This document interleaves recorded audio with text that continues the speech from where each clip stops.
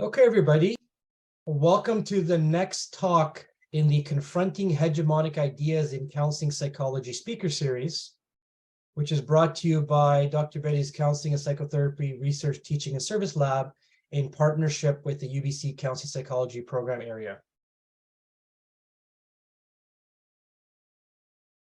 The purpose of the series is to increase awareness of heterodox viewpoints and inconvenient facts and findings that do not conform to hegemonic narratives and dominant perspectives in counseling psychology, in order to promote critical thinking, intellectually rigorous research, and the ability to serve a broader range of counseling and psychotherapy clients. One of the impetus for starting this series was some research done by the Heterodox Academy, in which they found that a large proportion of students, and they did a US stratified sample, so I am generalizing from the United States, but they found a large proportion of students were reluctant to discuss controversial ideas in places like politics, religion, race, sexual orientation, and gender, and Asian and white students being the most reluctant. And they held back for many different reasons, as you can see there on the screen. But the largest proportion of them still believe that universities should encourage students and professors to interact respectfully with people whose beliefs differ from their own. But more than half believe that their climate on their campus prevented people from honestly expressing their beliefs and opinions. Just some caveats here. The Counseling Psychology program supports a free exchange of ideas, and we believe it's consistent with the ethics codes of both psychologists and counselors in Canada. I also will say that the ideas expressed by these speakers are their own, and no endorsement is made by myself necessarily or the Counseling Psychology program of their views. The speakers are guests of UBC, and this becomes an opportunity to model intellectual and cultural humility and respectful engagement with speakers who present heterodox or unconventional scholarly and evidence-based research perspectives, which may differ from your own. I'm not going to read them here, but I've also cited some standards from the Canadian Code of Ethics for Psychologists and also the code of the CCPA. Okay, ultimately there though, our goal is to prepare you to become a versatile mental health professional or a researcher and maximize your ability to research or serve a wide range of clients who differ greatly from you. And we believe that doing so requires exposure to and making sense of ideas and evidence that can threaten your belief systems. It also requires you to practice the person-centered conditions of empathy, unconditional positive regard, and genuineness, as well as intellectual and cultural humility. Now, another impetus for the speaker series was a research study that actually tracked social service professionals after they've graduated, went off into the world of work, and a large proportion of them regretted not being exposed to diverse ideas while in university. And they were surprised at how unprepared they were to work with individuals who differed greatly from them along the lines of politics, economy, ideology, from them to social circles. And they start to acknowledge, in retrospect, their limited engagement with others who hold different ideological positions. And these graduates conveyed uneasiness, strife, and guilt sometimes. And they recognize their incongruence with their values of being civically engaged, yet maintaining largely homogeneous ideological networks. I'm not going to read out the quotes, but I'll give you a second there if you want. You can read out the quote by a student in that research study, starting with sometimes turning on Fox News.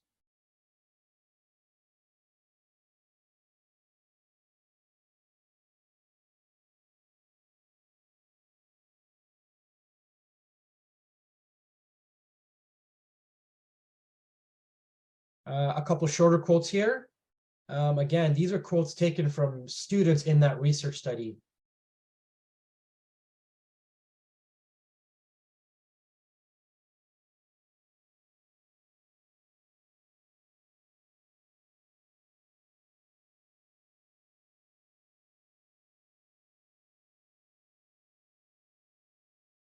Okay, and this is our third speaker here, Dr. LeBreton from Pennsylvania State University, and the talk is called Bias, Fairness, and Validity in Graduate Admissions a psychometric perspective. I'll also alert you to our June speakers actually only going to occur a week away. And so we'll have Dr. Khan from Boston University talking about exploring gender bias in 6 key domains of science and adversarial collaboration. Okay, so I'll stop that and give me 1 second here. Okay, so I'm very pleased to introduce you to Dr. James LeBreton, a professor of psychology at Pennsylvania State University. And as I mentioned, the talk is called Bias, Fairness, and Validity in Graduate School Admissions, a Psychometric Perspective. So with that said, I will stop sharing my screen and I will step aside and turn it over to Dr. LeBreton. Great.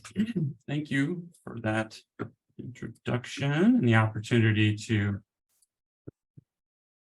come today and share some of our research. So I'm going to share my screen here. So as Rob noted, the title of our talk is Bias, Fairness, and Validity in Graduate Admissions, a Psychometric Perspective.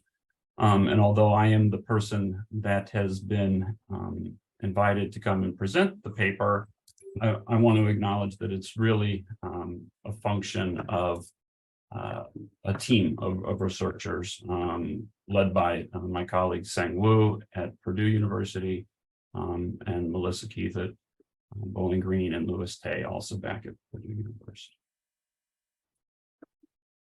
So to kind of set the stage for the talk today, I think everyone that I've encountered when we've been talking about graduate admissions shares a common goal. I think everyone is interested in having an admissions process for graduate students that is viewed as valid and unbiased and fair. And there's also, at least for everybody I've talked to, kind of a strong commitment to enhancing diversity, equity, and inclusion.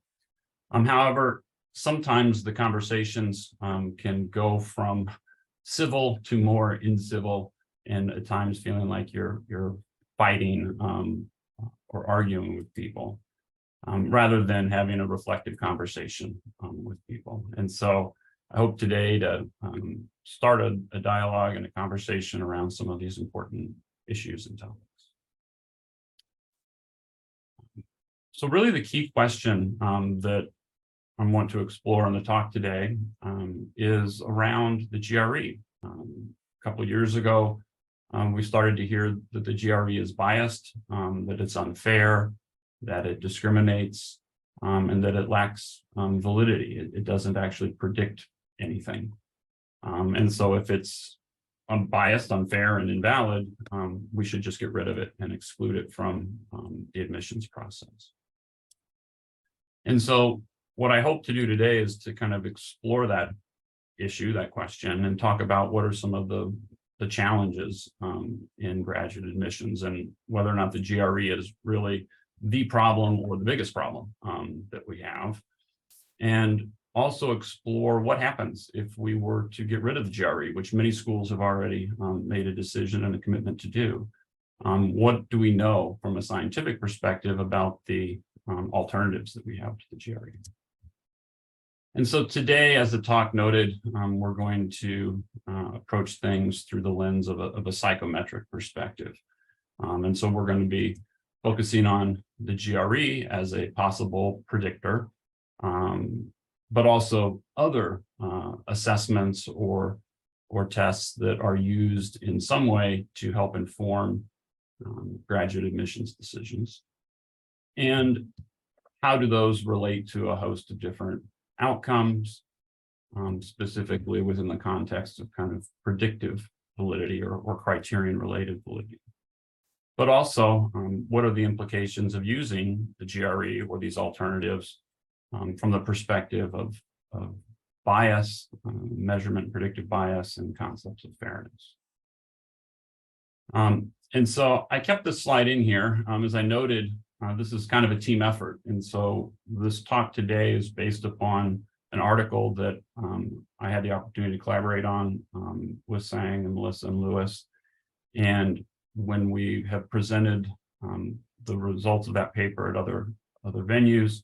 We've kind of divided up the responsibilities. And so I just wanted to acknowledge that I put together the first set of slides, Melissa put together the second set, and then Sang and Lewis put together the third set.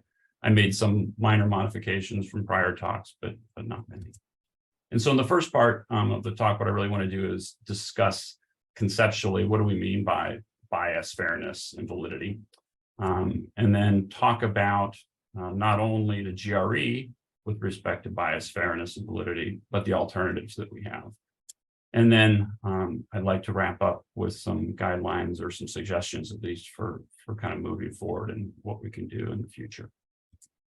And so, although some of these concepts are going to undoubtedly seem basic to you, I wanted to make sure that everybody was on the same page. This is a topic that people feel strongly about. It's a sensitive topic.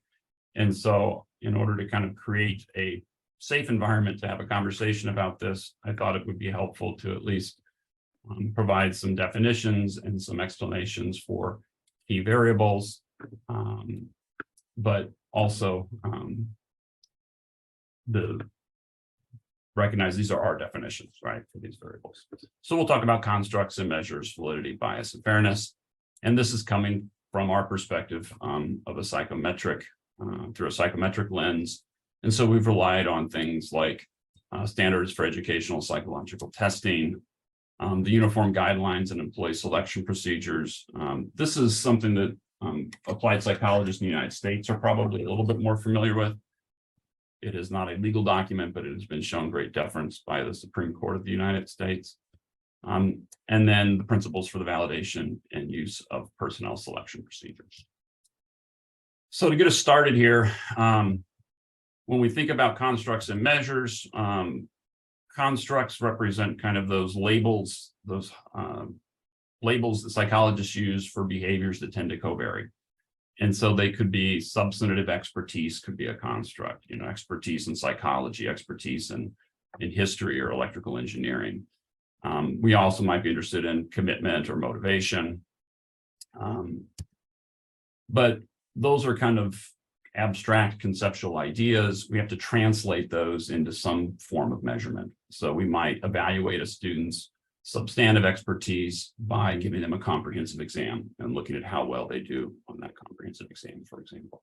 We might evaluate their commitment to the vocation by determining, do they complete their PhD or master's degree, or how long does it take to do that?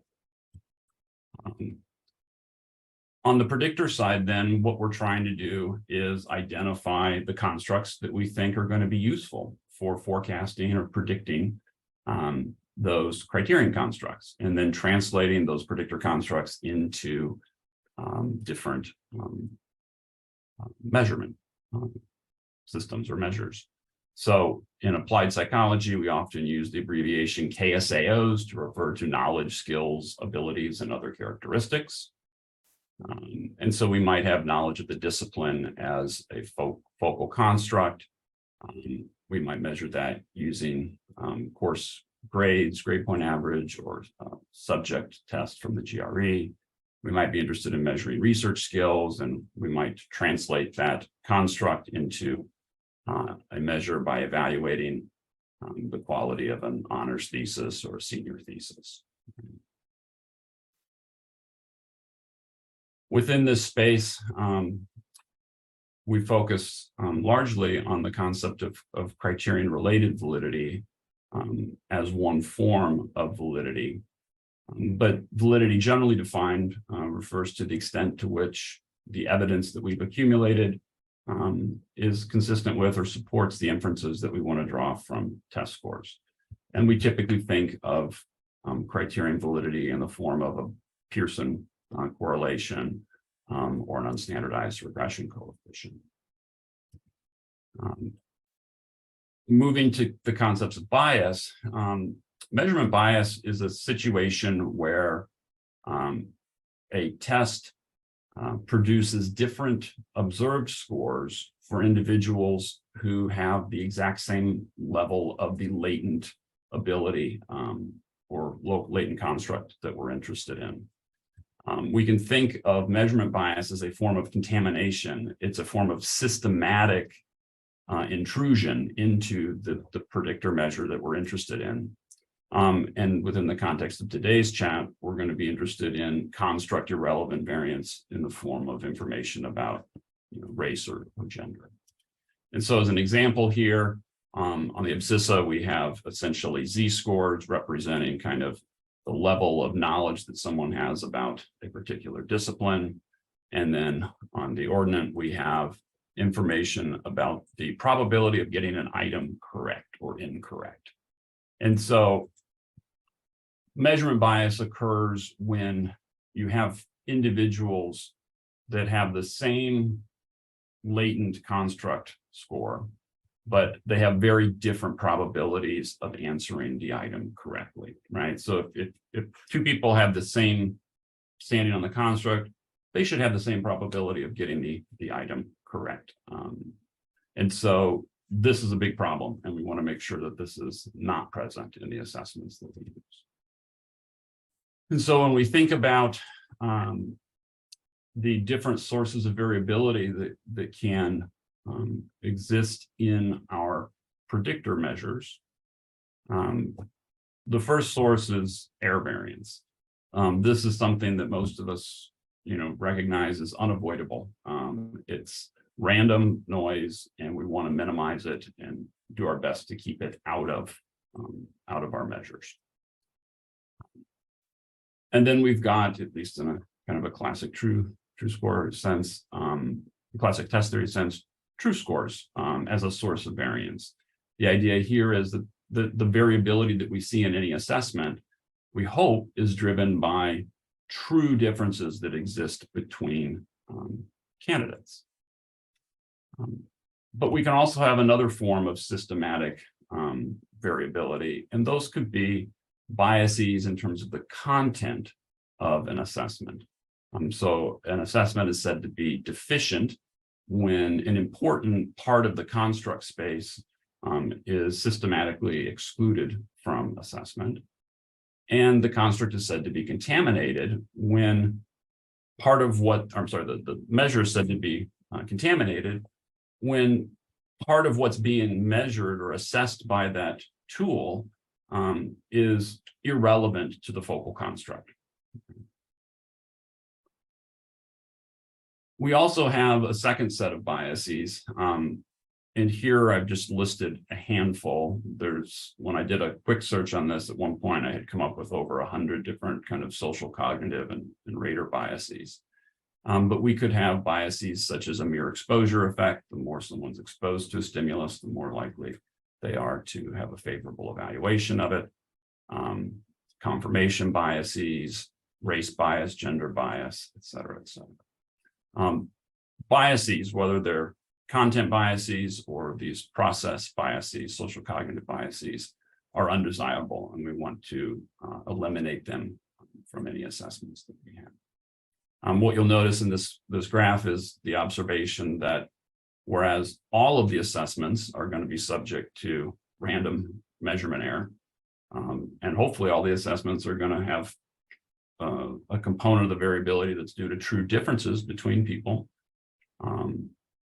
The non-GRE measures are the ones that seem to be most prone to these social cognitive biases, right? I have to read a letter of recommendation and evaluate it, right? I need to read a personal statement and try to assign a score or a meaning to it. And that's where some of these biases, we believe, are most likely to interfere with the assessment process. The other form of bias that we're interested in is referred to as predictive bias. And this is essentially when the relationship that exists between some predictor measure and some criterion or outcome measure is not the same for members of different groups. Essentially, group membership serves as a moderator of that relationship. And so here's an example of a graph illustrating hypothetical slope differences. And so as scores on the subject test from the GRE increase, we also see that predicted scores on comprehensive exams increase, but that the strength of that relationship varies as a function of whether individuals are nested in group 1 or group 2. And so group 1 and group 2 here could basically be different race groups or gender.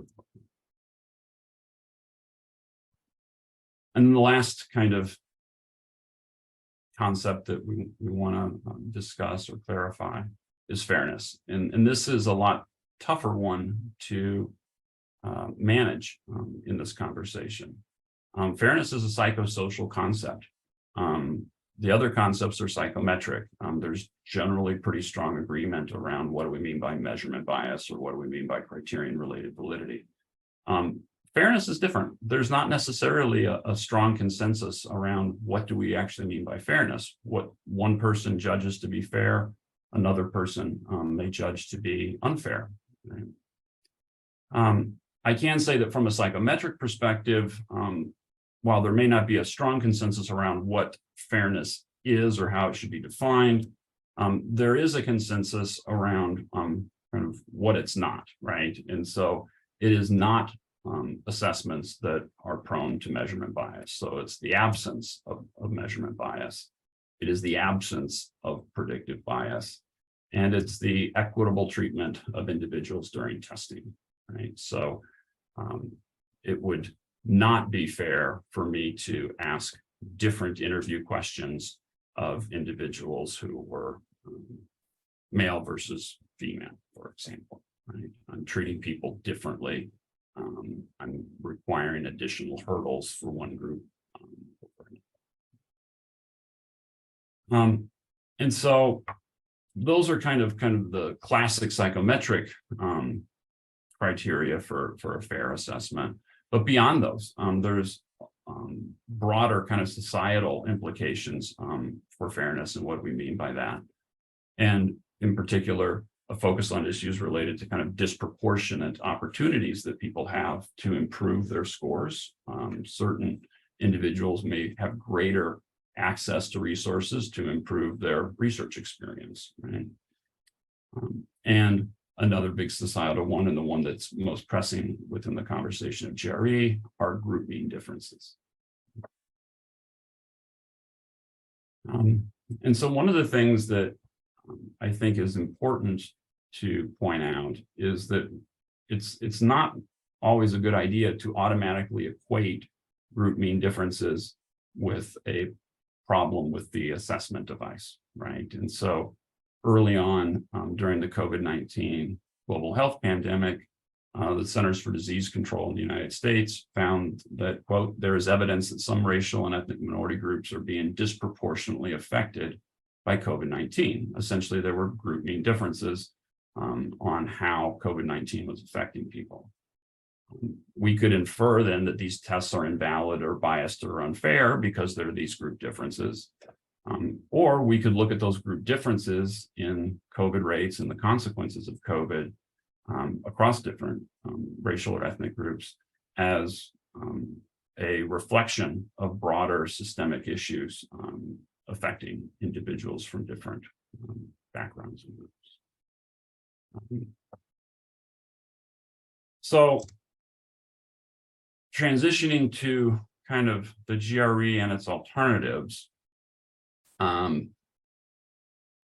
because there's been an interest in eliminating GRE from the assessment of graduate student potential, and many schools have already moved in that direction, we thought it important to look at not only what does the GRE do and do well, what does it do poorly, but what about the alternatives, right? And so this is a very busy slide. And so I'll just walk you through it briefly. Down on the x-axis are different outcomes that we might be interested in predicting. So these would be kind of criterion measures of different indicators of criterion performance. And then on the y-axis, the that's plotting the magnitude of bivariate correlations, XY correlations, essentially. And each of the different colors here represents a different assessment. These are all 4 different GRE tests. So the blue is verbal, orange is quant, gray is analytic, and yellow is the subject test.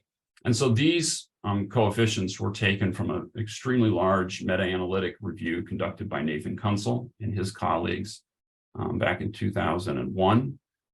It's based upon over 100 samples and total sample size of over 14,000. These are observed correlations. Those of you that are familiar with psychometric meta-analysis may also understand that you can take these observed correlations and we could correct them for measurement error, unreliability essentially in the predictor, GRE, or unreliability in each of these different criteria. We could also correct them for range restriction. But what you'll see here is that the GRE in general seems to have positive associations with a number of different criteria, even using the attenuated smaller observed correlations. In terms of the GRE through the lens of kind of predictive and measurement bias, there really isn't any evidence of differential prediction, but the data here are quite limited. If we were to extrapolate the pattern of findings based upon college admissions tests, so things like the SAT or the ACT, what we see is that differential prediction is either not observed, or when it is observed, it actually tends to favor members of racial minority groups, underrepresented minority groups. And thus, in a way, by eliminating or not using standardized tests, we might actually be disadvantaging members of underrepresented minority groups. This is kind of counter to what many of us think, but this is one of the potential unintended consequences of eliminating GRE. In terms of measurement bias, there certainly have been studies done that have looked at the items for evidence of measurement bias on the basis of race and gender. But whenever items are found to demonstrate significant measurement bias, they are removed unless the item content is essential to the focal construct, which in the case of the GRE is very rarely the case. And so essentially GRE is kind of systematically evaluated for evidence of measurement bias. And if items are detected that show problematic bias, they are excluded from use in actual tests. In terms of fairness, here's where we start to get into some concerns. And this is largely the concern, many of these are the concerns that have motivated the elimination of GRE. So one big concern is kind of this broader societal notion of fairness as it gets manifested in the form of subgroup differences.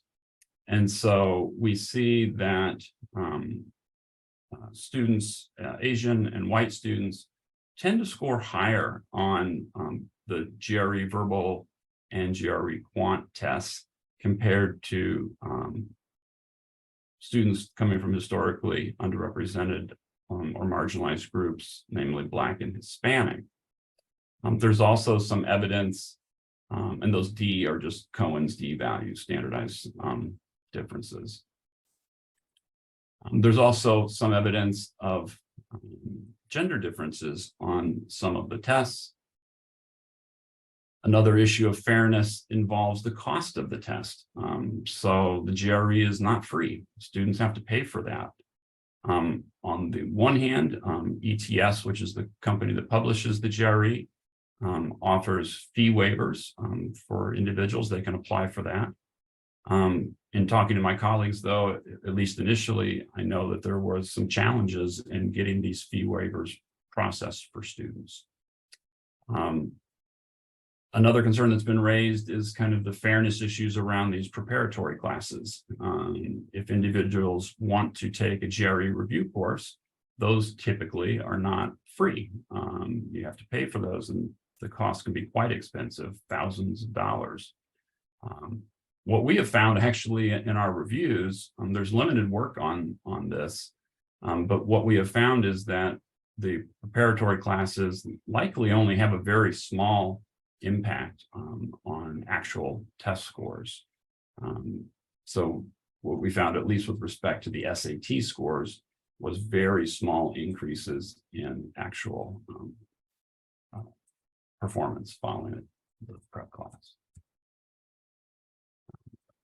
So that brings up, what are our alternatives? So if we decide that we're going to eliminate the GRE, what are we left with? And what do we know about what we're left with?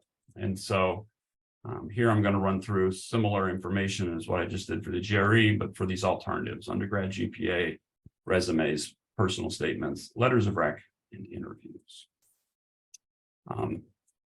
And so here's a set of bivariate correlations that were also published in the Counsel et al. Meta-analysis. And this is examining how well do undergraduate grade point average predict different graduate school criteria. So things like graduate GPA, performance on the comp exam, faculty ratings, and degree attainment. And so the green bar represents the undergraduate GPAs. The blue and orange bars represent the GRE verbal and quant scores, respectively. So generally speaking, we see that undergraduate GPAs provide similar levels of criterion-related validity. They're a little higher in the prediction of graduate GPA, a little lower in comprehensive exam, but generally we see some similarities there. When we look at undergraduate GPA through the lens of bias and fairness, we see that it's likely that the interpretation of those undergraduate GPAs could be impacted or shaped by an array of different social cognitive biases. So even something as simple as the actual grades that are assigned to a student could be biased. And so there was a study years ago by Murphy et al.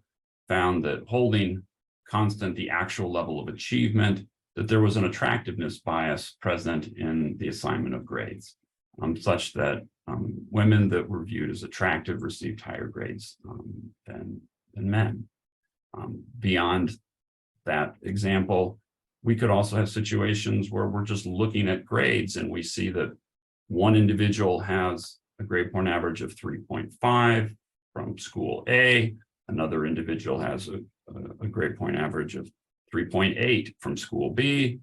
The grade point averages are different, but we now have different universities as well. And how does our bias about the prestige of a particular school or the rigor of a particular school potentially impact kind of how we weight or interpret information about grade point average? There's also evidence for significant subgroup differences between different racial groups on grade point average. So if we get rid of the GRE and we rely on grade point average, what's the likely impact in terms of subgroup differences or mean differences?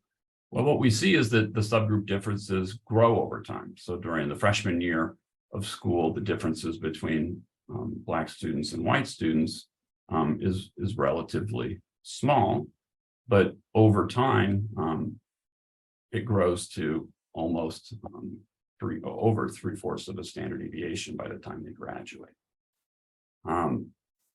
We also see that there's gender differences. So women tend to have higher undergraduate GPAs than men, but this is not uniform across all disciplines. And we also see some group effects associated with socioeconomic status. So there's some small but significant effects showing that undergraduate GPA is correlated with SES. When we turn to personal statements, again, the green bars here represent the bivariate correlations, excuse me, linking personal statements to at least two of the criteria, grade point average and faculty ratings. These results come from a different meta-analysis by Murphy et al. 2009. What we find is relatively limited evidence for criterion-related validity. The bivariates are smaller. There's really no incremental gain. So including these in a model that already includes the grade point or GRE doesn't add anything. And the overall lack of structure associated with personal statements and how we interpret them and evaluate them is likely to open it up to concerns related to limited construct validity. In terms of bias, we suspect that these personal statements are going to be influenced by a bunch of different self-presentation biases. For example, there's evidence that men tend to use more agentic and self-promotional language compared to women.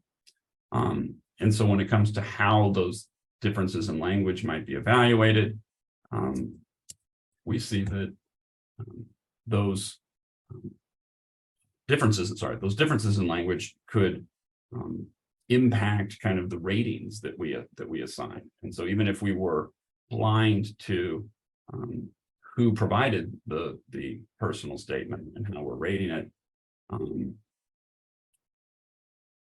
or blind to who presented it, how we rate it could be shaped by these different biases when we look at the language that is present.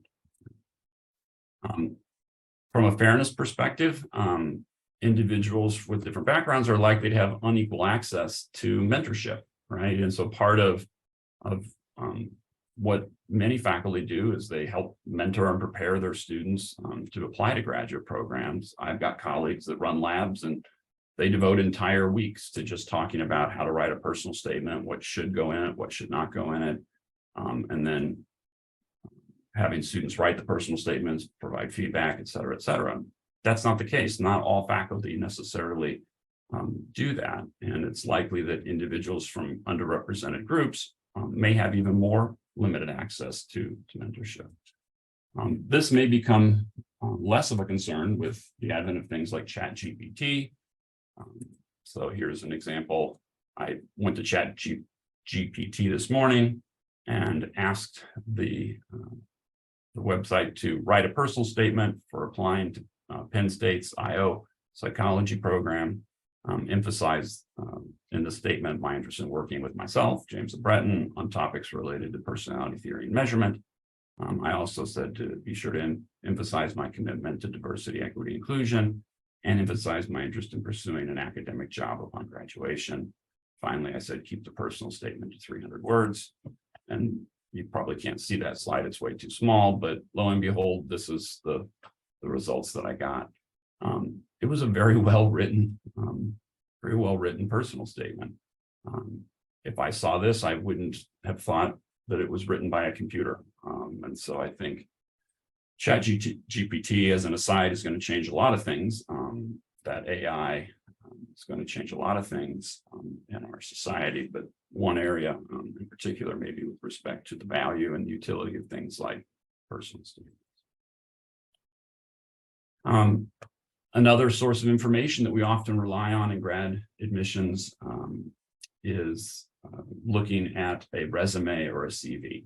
And what is the information that we can often extract or ascertain from that? Some individuals might look at the prestige or reputation of an undergraduate institution. Here we've got very limited evidence for that piece of information as being particularly useful. And we also don't really have any information about the extent to which using that type of information might engender psychometric or predictive bias, or more general concerns around fairness, right? Individuals with different backgrounds are likely to have differential opportunity to attend different types of schools. Research experience is another thing that we often will try to look at from that resume or that CV. And what Miller and colleagues found a couple years ago was that research experience provides relatively limited value when it comes to actually predicting how well a student's going to do in graduate school, how likely they are to attain their degree, or even how productive they're going to be. In general, the best, it was most predictive of research productivity, but much like the GRE, the confidence intervals around those point estimates, meta-analytic point estimates, contain 0. It's important to note that there just hasn't been a lot of research done on this. The number of studies that were analyzed in this set of validities up here range from 2 to 8. So we don't really know a lot. This is kind of our best bet, or our best guess at this point. In terms of how research experience might be associated with concerns related to bias or fairness, we do see some relatively small gains in GPA for certain, wrapping that up. With fairness of research experience, we're likely to see differences in accessibility to mentors, right? And so that's more of kind of a broad societal sort of concern, but individuals from underrepresented backgrounds may have differential access to or opportunities to gain that important research experience. Next up, letters of rec. Here we see there are some small gains that we get with letters of recommendation in predicting certain outcomes, specifically degree attainment. Generally speaking, letters of recommendation tend to have correlation coefficients bivariate that are roughly the same as GRE or lower than GRE. The exception really being degree attainment. In terms of the issues of bias and fairness, letters of rec have the potential to just be filled with various social and cognitive biases, gender bias, attractiveness bias. There was an example here that Madura et al.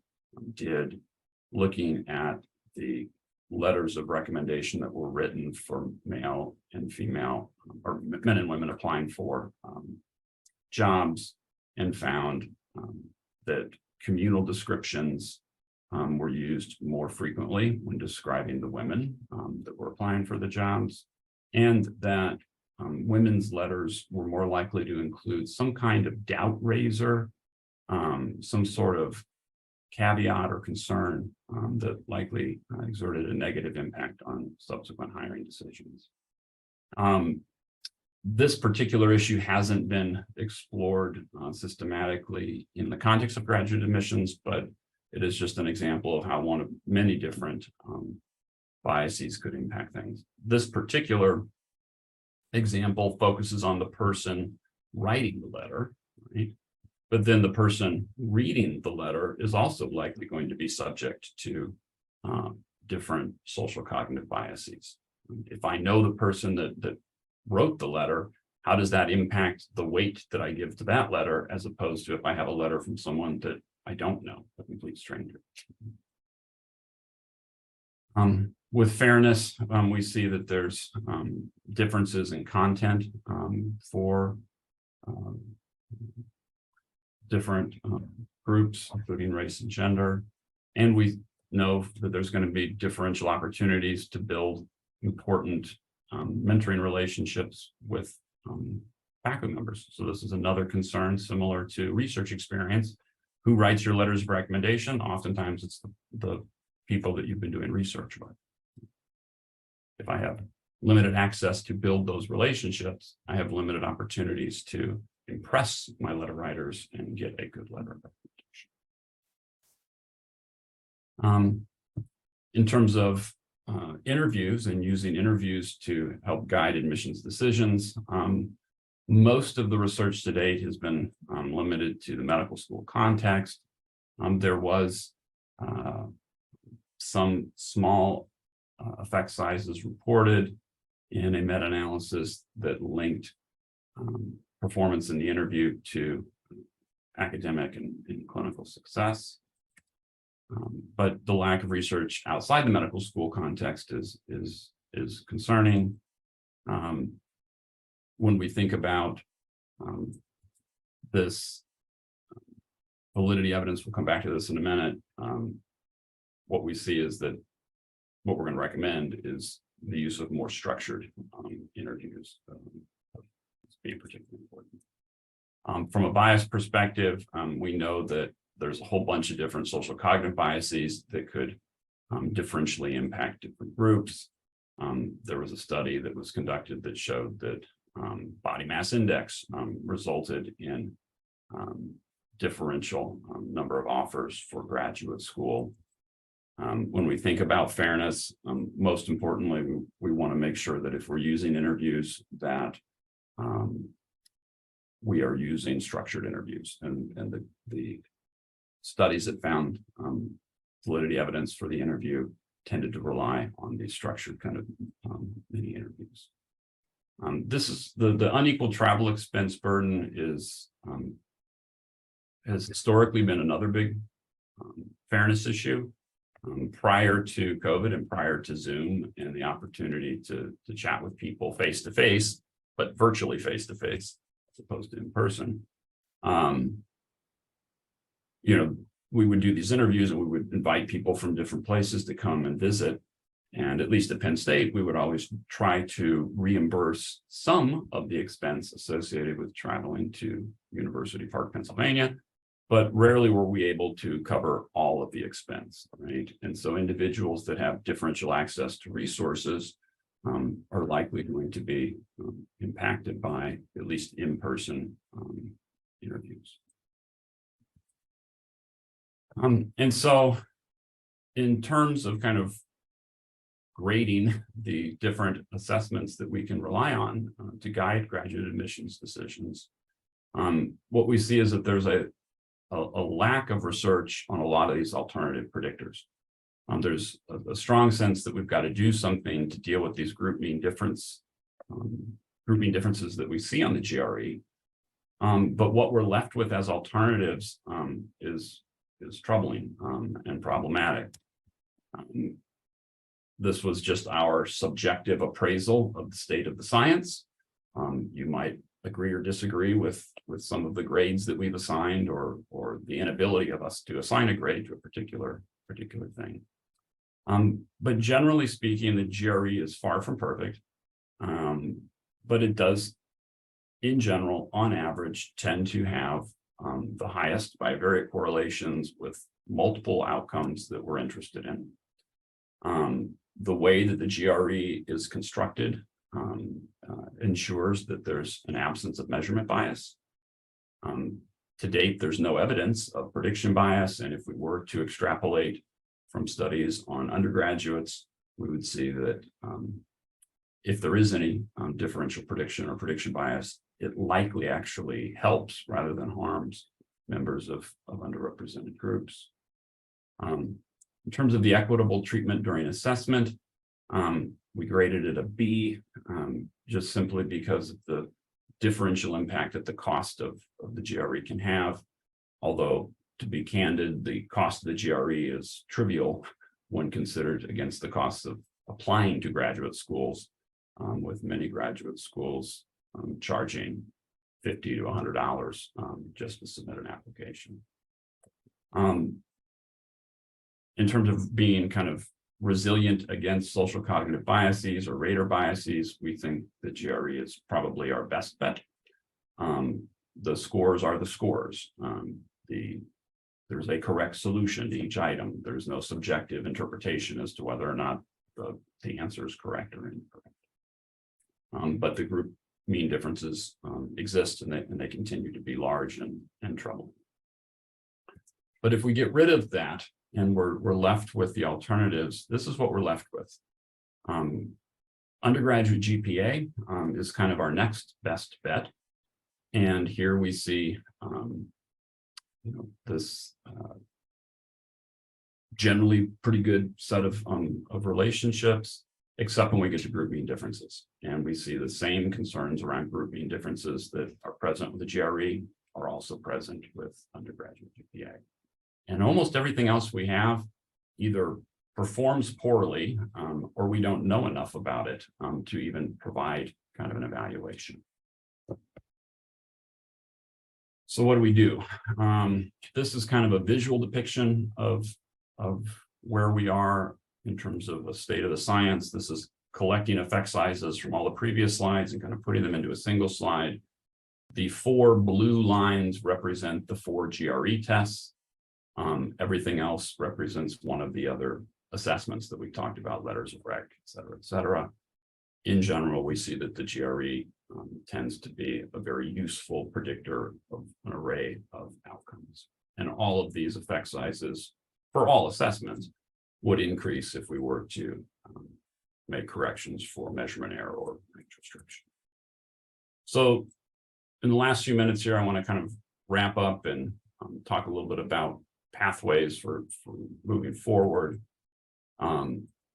The talk today, we really emphasize some of these alternatives and what to do with those alternatives.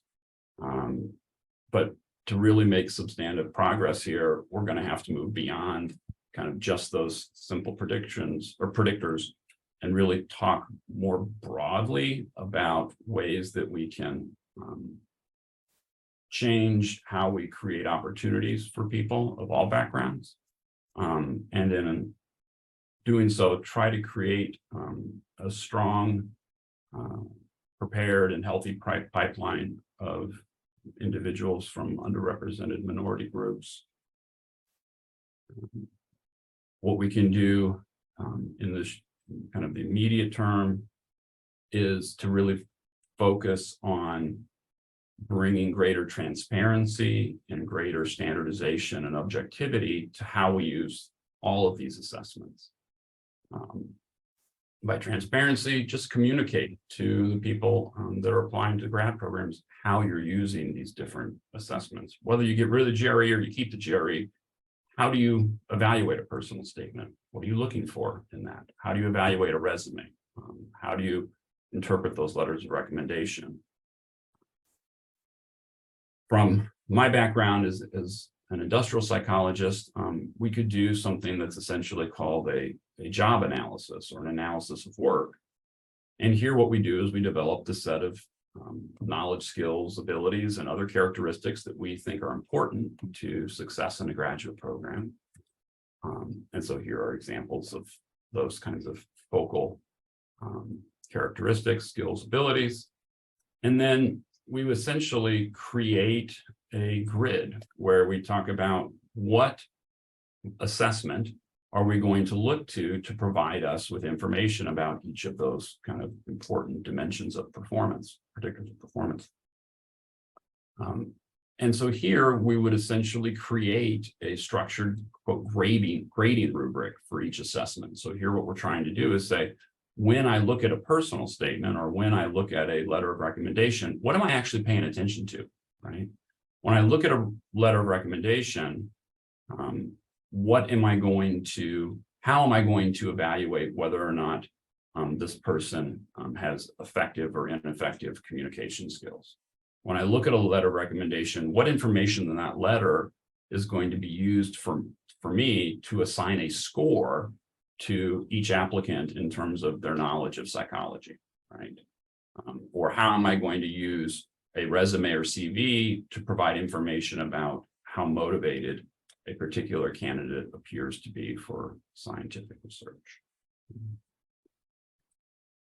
And then after you've collected those data and done the grading, then the question becomes, how are we going to integrate and assess each candidate?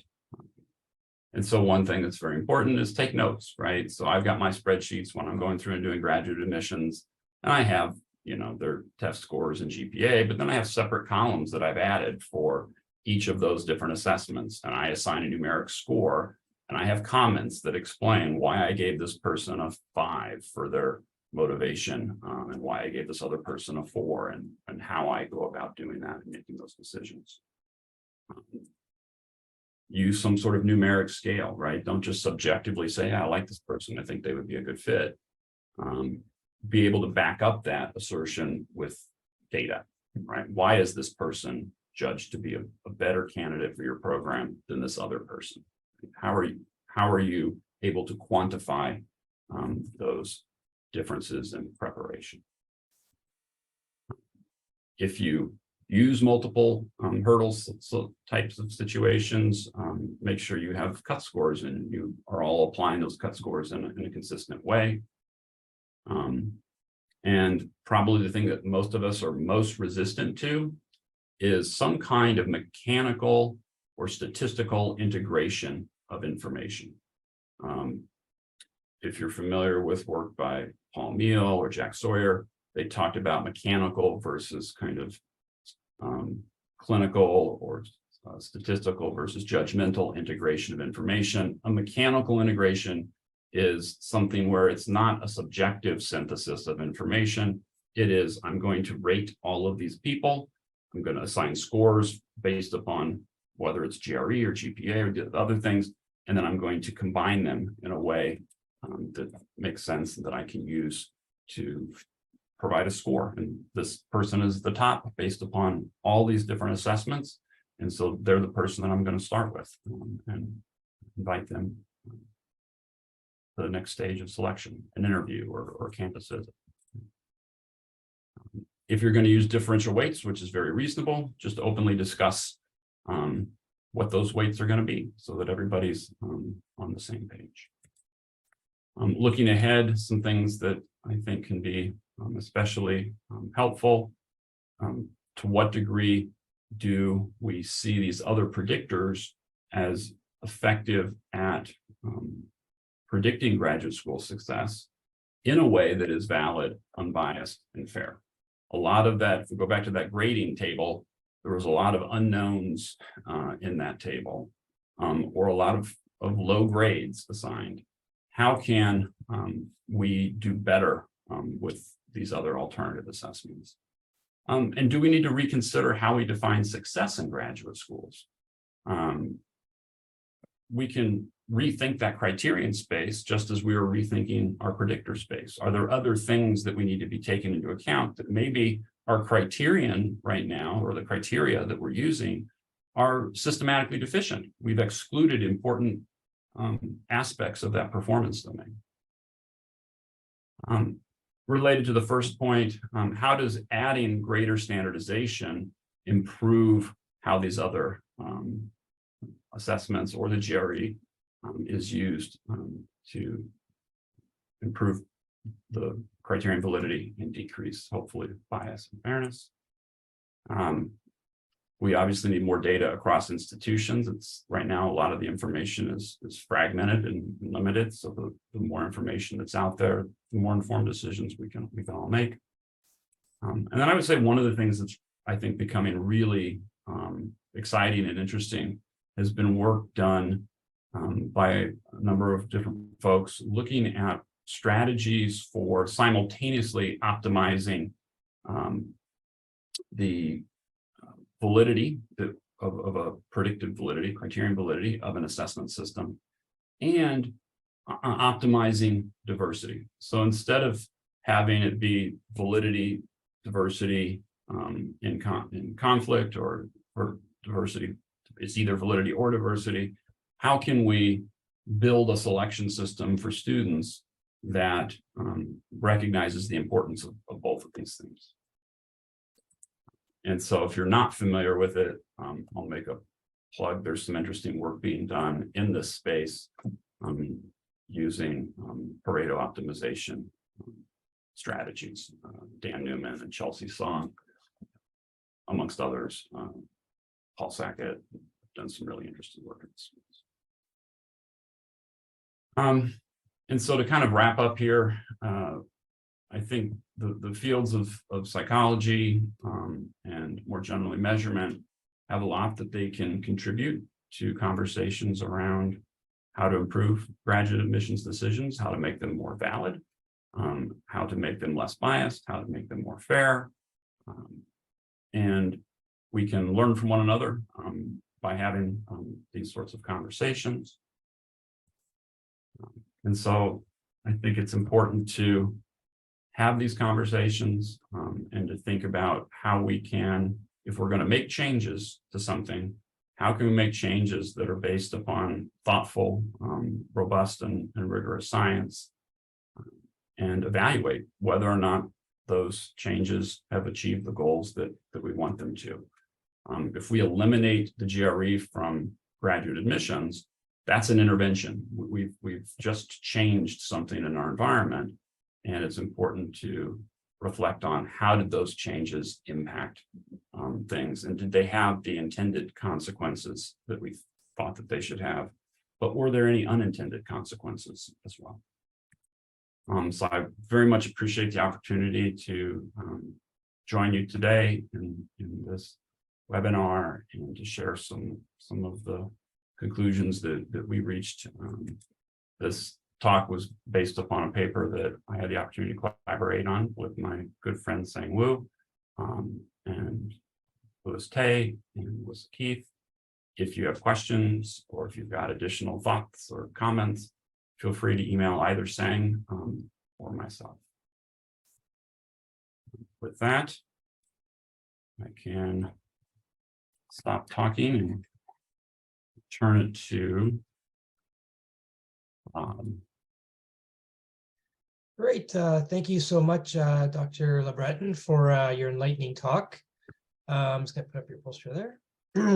Okay, I just want to let the audience know that at the bottom of your screen, there's a button that says Q&A. Please post any questions or comments you have for our speaker in the Q&A button, and then I will make sure to read them out directly to Dr. LeBreton. And so just to give people a minute or two to compile their thoughts and write out their questions, I want to start with the first two questions myself, Dr. LeBreton, before I turn it over to the audience. You sort of answered this question in the beginning of your talk, but I wanted to give you an opportunity to expand. But out of the millions and millions of topics out there, what particularly sparked you and your team to research this topic? So why this study, why this topic, why this avenue of research? So it's a good question. And I don't know that I have a really clear answer to that, other than there was this kind of growing movement, at least in the United States and in psychology departments in particular, so there were kind of two things happening. I think there was this kind of increased and growing appreciation for issues around diversity, equity, and inclusion, and recognition that there are, kind of systemic barriers in place that restrict the opportunity that certain individuals have, and a desire to, from an academic perspective, trying to do what we can to eliminate and reduce those barriers so that we can be more equitable and inclusive. In terms of kind of what prompted us to do this paper, was that a lot of the arguments that at least I was hearing and that Sang and my colleagues were hearing around why we should get rid of the graduate record exam didn't seem consistent with our understanding of the literature, right? And so the GRE doesn't predict anything. That was one of the arguments that was said. But yet we know that there's evidence to the contrary. It predicts quite a lot of things. It doesn't correlate 1.0 with them, but it is a useful predictor. It's biased, right? And the evidence for the bias was these kind of group mean differences. And it's like, well, there are group mean differences. Those have been well documented. But does that necessarily imply that the assessment itself is the source of those group mean differences? Or is the assessment a reflection of other things in our society that have caused those group mean differences? And so I think the motivation was to try to review a large literature around the GRE and what it does well and what it doesn't do well, and what are the alternatives. And I think there was kind of this knee-jerk reaction, we got to get rid of the GRE, but then the impact of that, nobody really thought through, well, what does that mean? What are the alternatives? How good are they? And so that was kind of, I guess, the impetus for the paper, was to try to show the pros and cons of all these different systems. Great, excellent. Well, I see some questions popping in, but I'm going to ask one more before I turn it over to the audience. Sure. And James, my next question is, since you've published this, so I know this paper was part of a series and you had commentary, and for people who, commented on your article, you had a chance to respond back. But outside of that, have you had any pushback or resistance or any sort of negative comments about your paper or pursuing this topic or anything along those lines? No, I think my personal experience has been that folks who don't necessarily agree with the conclusions that we've had tend to largely just ignore the paper. They tend to kind of ignore the evidence that we've accumulated. Not that we've accumulated, that we've documented, that other people have accumulated. And yeah, so I haven't had a lot of, negative pushback.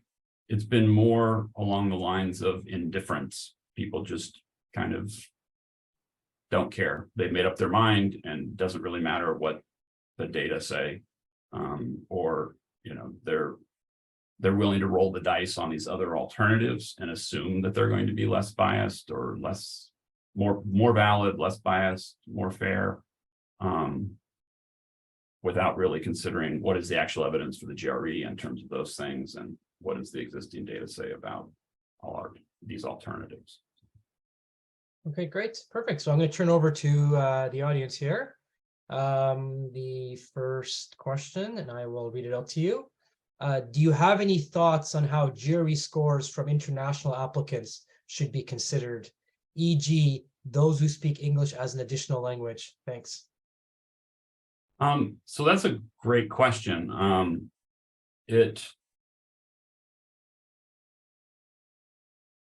So I think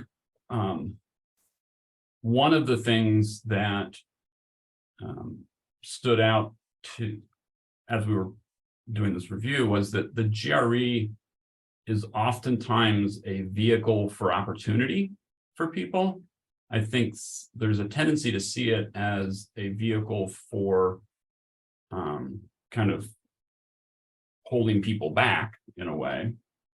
But it also represents a vehicle for opportunity. And so if individuals are coming from an international background and maybe they don't have the same opportunities or backgrounds in terms of research or mentoring, the GRE represents an additional avenue that person could potentially explore graduate training opportunities in the United States. The issue of kind of the language load, right, is a difficult one.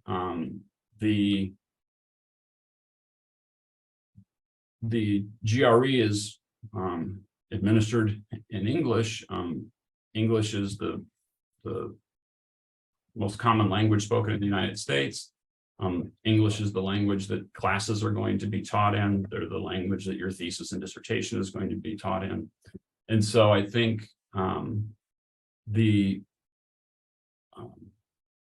value of the GRE, even with looking at through the lens of an international applicant, someone who's maybe English isn't their first language, is that it does provide us with information that could be useful in terms of kind of forecasting how well that student is going to be able to do in graduate school. How well are they going to be able to write their papers, understand, do the different reading comprehension sorts of exercises, critical thinking sorts of things. So I don't know if that really answered the question, other than, I think one of the things that's often overlooked, I think, with GRE is that it really does provide a way for individuals who are coming from backgrounds where maybe they don't have the same opportunities. It gives them a chance to kind of stand out and to shine. Great. Okay, the next question. Most discussions of whether and how to include the GRE in admissions focuses on the general test, verbal, quantitative, analytical. I believe some of your data suggests greater validity for the psychology subject test, which presumably has greater relevance for readiness for graduate studying psychology and related disciplines. Should the psychology subject test receive further consideration in our admissions process? So I would say unconditionally yes. If I had a magic wand and I could change the way that we're doing things, it would be to require the subject test. If we're going to get rid of something, I would rather get rid of the verbal and quant and require the subject test. The subject test tends to be the most predictive and useful test. It is closest in kind of conceptual proximity to the criterion space that we're interested in. It unfortunately cost extra money. And so years ago, the subject test was required by a lot of different schools. And then over time, institutions decided that it wasn't worth requiring students to take that, because other institutions weren't requiring it, right? And so why should I require my students to complete the subject test if they can apply to 10 other really good graduate programs, and none of those other programs are requiring the subject test? I think people viewed it as there's kind of a competitive disadvantage to requiring it, because now I'm kind of shrinking my applicant pool to only those students that are going to do it. So yes, Counsel's meta-analysis looked at the subject test and how effective that was. And his data are pretty convincing that the subject test is something that should certainly, in my opinion, be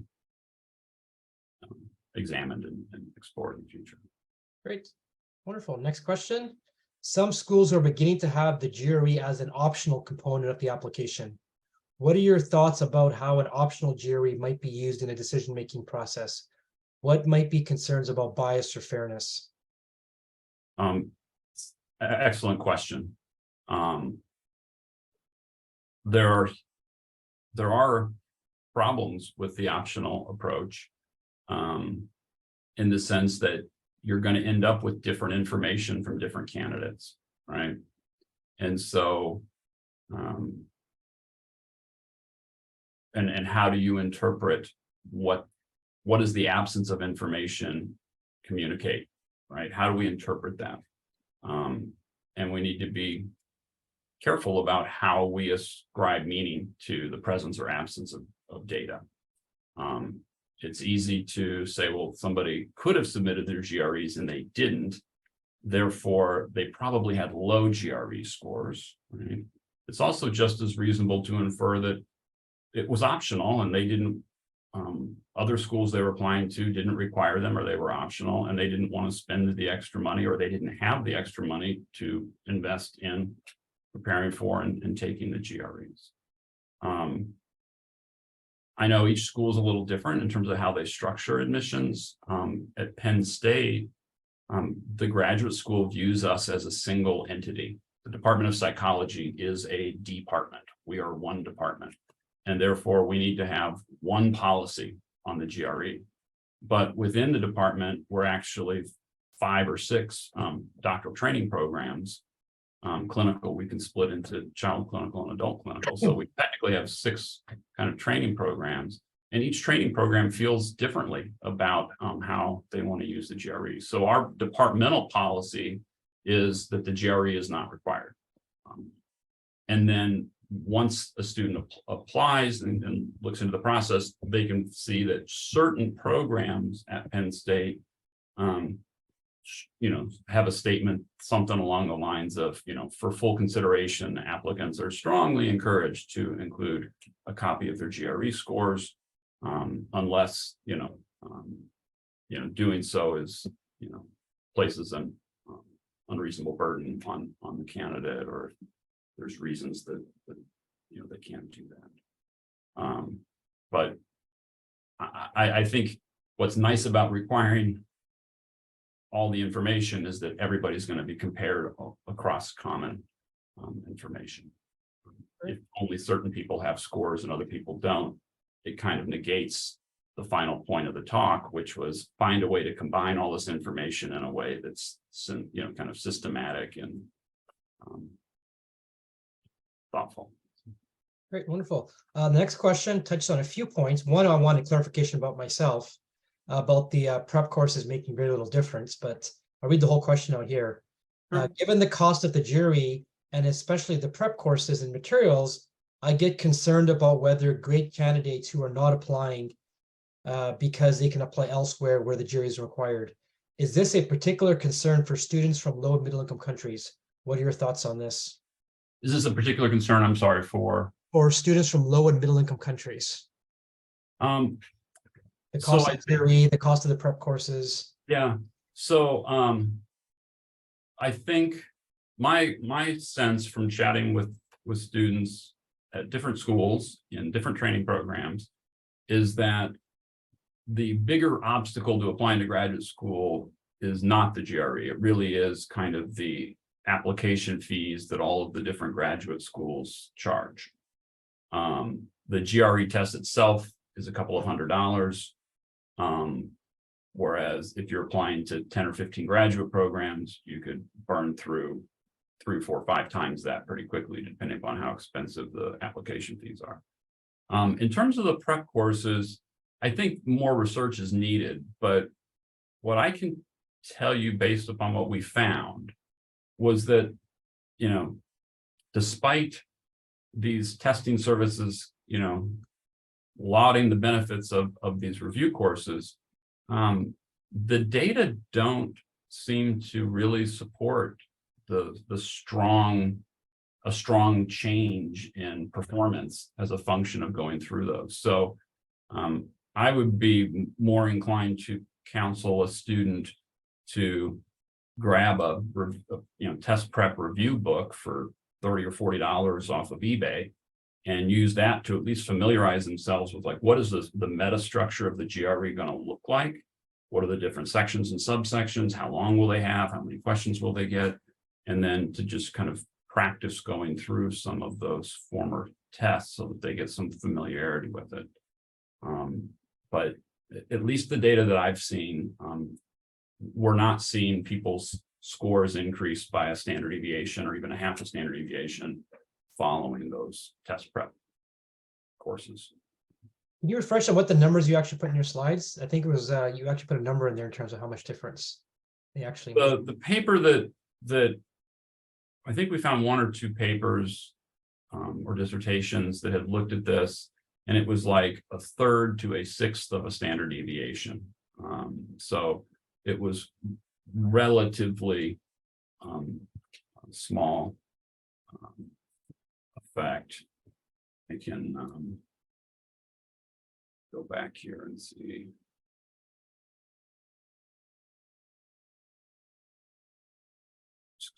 Slides real quick.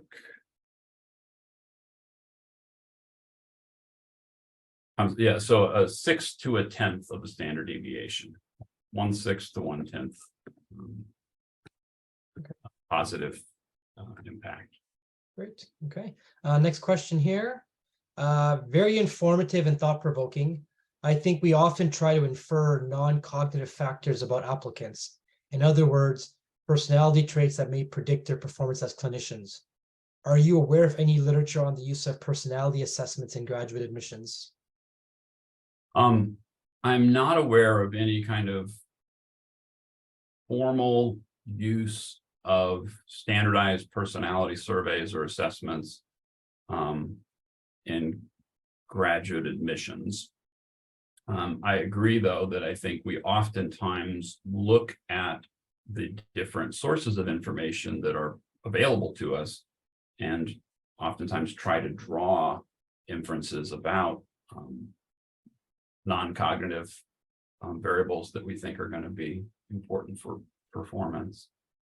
So I think looking at things like a letter of recommendation or a CV, and trying to read into those documents, what does this tell us about a person's achievement motivation, their tenacity, their conscientiousness, et cetera, et cetera. If somebody's got 3 peer-reviewed publications as an undergraduate, well, that is, we want to draw an inference from that, right? And we'd like oftentimes to draw an inference about a non-cognitive variable. And there's nothing wrong with that as long as we have some way of evaluating whether or not those inferences are appropriate, right? And right now, when it comes to these kind of unstructured pieces of information, letters of recommendation, CVs, personal statements, it's sort of the Wild West. Anything goes, and it's not clear, are we evaluating constructs? Are we evaluating, just the overall quality of the letter? How do we draw inferences about these different important constructs or variables? Great. Next question here. I am curious whether any of the prior literature you cited on gender or racial differences in GRE scores and some of the admissions criteria was specific to psychology or counseling psychology, or was it more general across many fields and disciplines? Great question. So I keep going back to that Counselling meta-analysis. It was a very large meta-analytic review. It was published in 2001. And Psychological Bulletin, Counselling et al. Give that a look.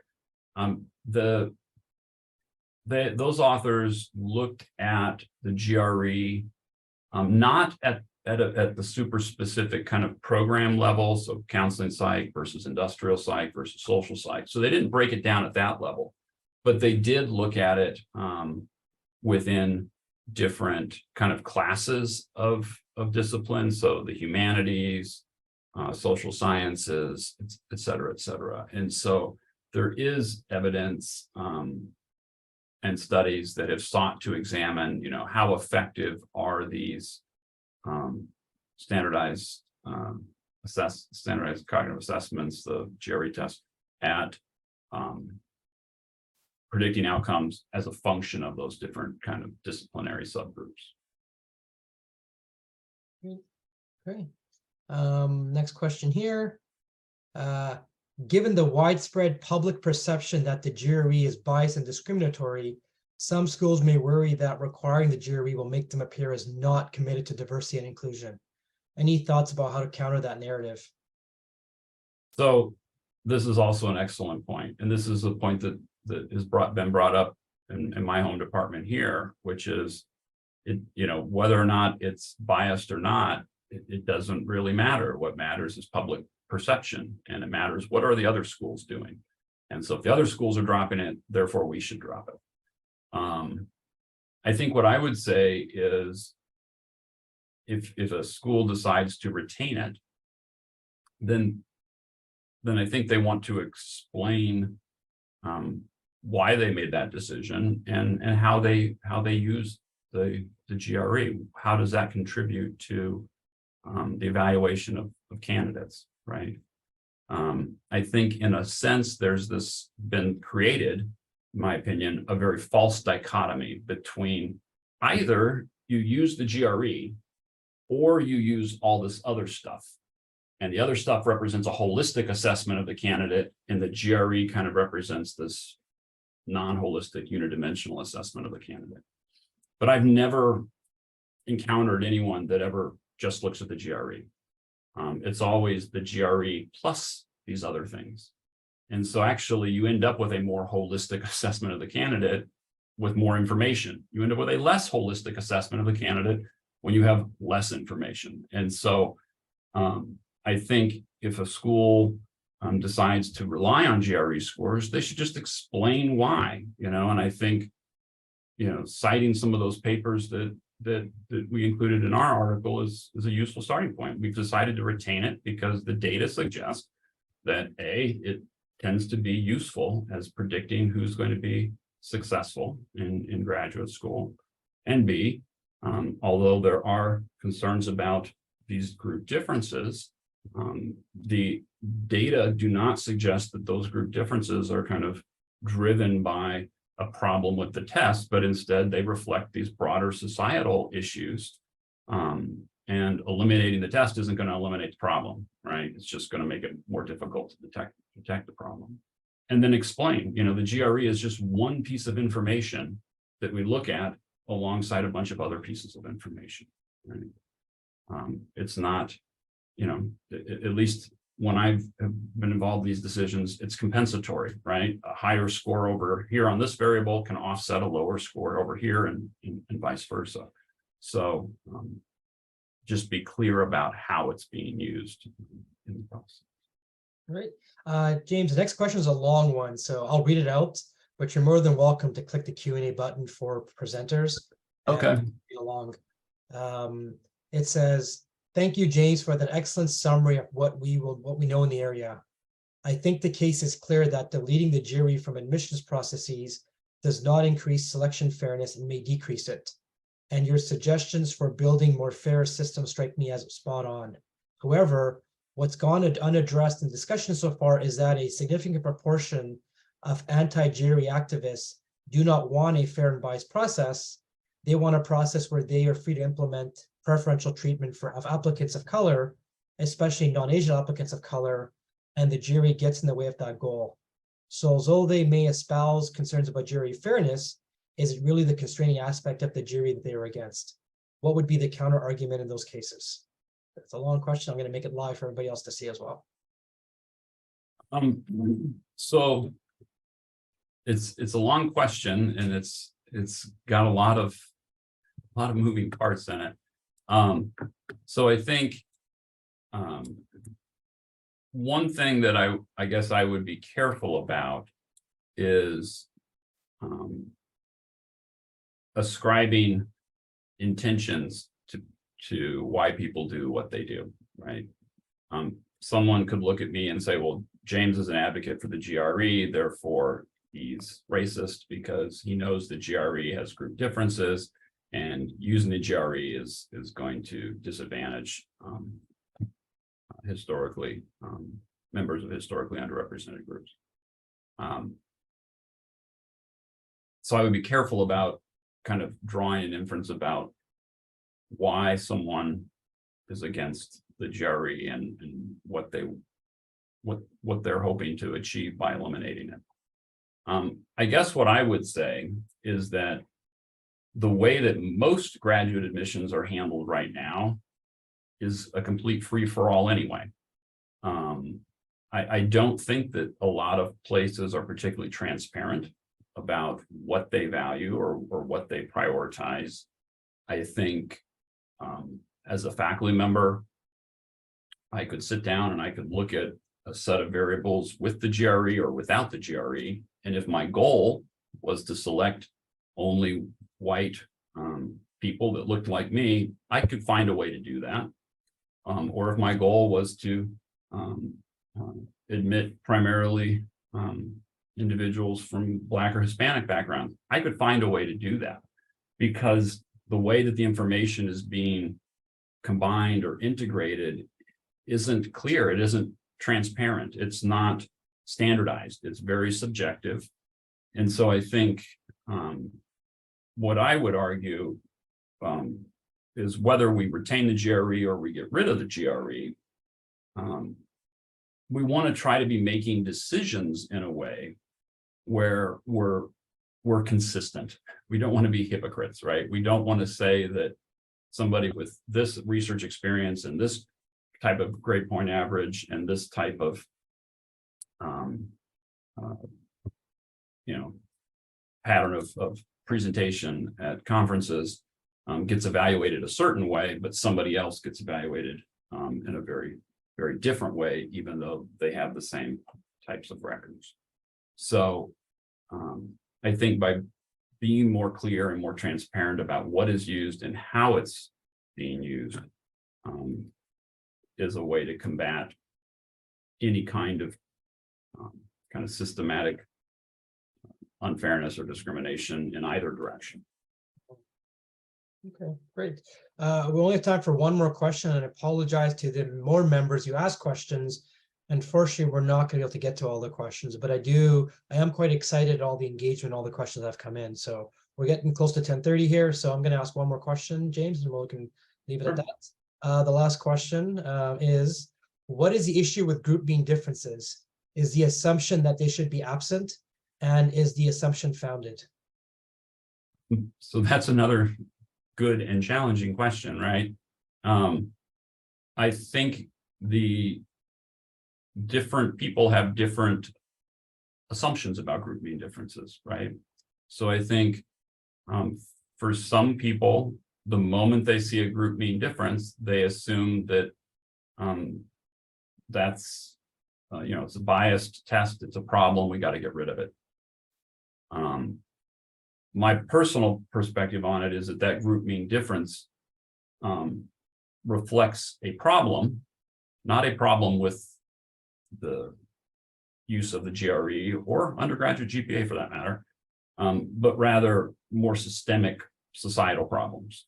And that if we really are committed to trying to improve opportunities for everyone, we want to make sure that we're admitting people into colleges and graduate schools that are really going to be prepared to succeed and to be successful. And that we could use all of this information to kind of contribute to a more informed decision about that. There's group mean differences wherever we look. It's just a question of which ones people have concerns about. There's group mean differences in the base rates for incarceration between men and women for violent crime. That doesn't mean that the criminal justice system is biased against men. It might be, but it more likely reflects that men are more inclined to engage in violent crime. That group difference, so should that group difference is the assumption that it shouldn't exist or that it should exist? It just exists. And so the question is, why does it exist? And we want to make sure that if we're going to make major changes, and eliminating the GRE is a substantial societal level intervention, or the SAT or the ACT, that we've really thought through what are the pros and cons of that, and are we likely to achieve the outcomes that we're trying to achieve. And so I think eliminating that or the use of those sorts of tests, if you're still using a very structured, fair evaluative rubric for evaluating people, I don't know that you're going to see a substantial change in diversity in higher education. You might see a slight uptick, but I think what you will definitely see is, if you ignore the GRE and the information that it conveys, that you're more likely to admit people of all colors and genders and backgrounds, races, that are less likely to be successful. And so there's a unintended consequence, I think, sometimes that people don't think through when it comes to the elimination of GRE. There may be positive, consequences as well, but I'm more concerned right now about trying to make sure that if we're going to make changes, that we're doing it, that those changes are going to result in the outcomes that we actually hope for, which is a valid, fair, and unbiased process for identifying candidates for opportunities. Great. Well, that brings us close to the end here. Thank you, Dr. LeBreton, for sharing your talk and for being so generous with your time for answering all these questions. I do want to alert the audience of the next talk in this series as well. And so the next talk is actually our June speaker, which is the last of the series for the year. It's actually coming up in a week. And so I put it up there as well. So please pay attention to that. But with that said, thank you again, Dr. LeBreton. And we really appreciate you coming here and sharing your knowledge with us. So thank you so much. Thank you. And thank you for the great questions from the audience. Great. Well, everybody have a wonderful day or evening, depending on what time zone you're in. And hopefully I'll see you again at next month's talk. Okay. Bye-bye.